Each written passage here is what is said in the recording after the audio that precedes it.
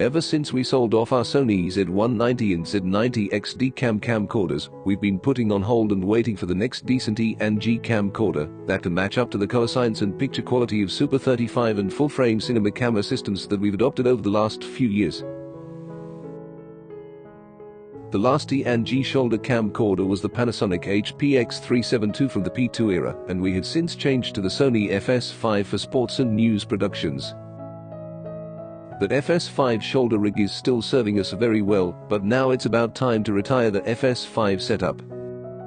In between the years, we did explore with using the PXW-Z190 as well as the PXW-Z90. The Z190 proved to be a bit hard to match footage due to its 1/3 inch sensor size. It's a bit too noisy for our liking.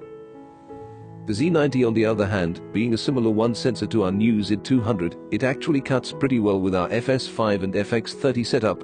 But it's never comfortable enough as our main camera.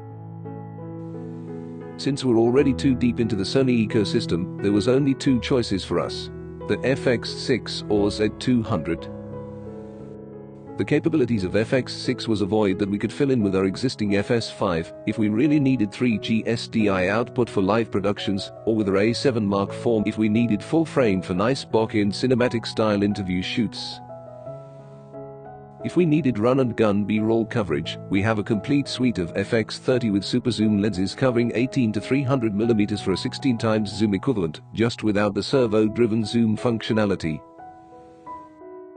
For everything else that we usually do that brings in the dough, we have a complete workflow with our inventory of FS5, FX30 and A7 Mark IV. Now, why did we choose to add a PXW-Z200 into our inventory?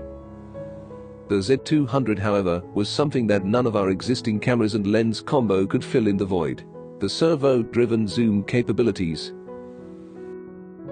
Using our FS5 with 28 to 135mm powered zoom lens for servo-driven works, but is extremely restricted in the telephoto reach. Using our FX30 with super zoom lens was able to cover the wide to telephoto range, but we lacked the servo-driven zoom and SDI output.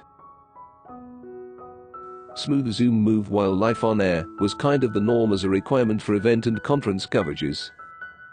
With the Z200, adding the capability of 12G SDI was only a small factor, and the AI auto-framing feature was even lesser of a consideration. Perhaps we'll explore that in future workflows to see if it's feasible for basic unmanned multi-camera work.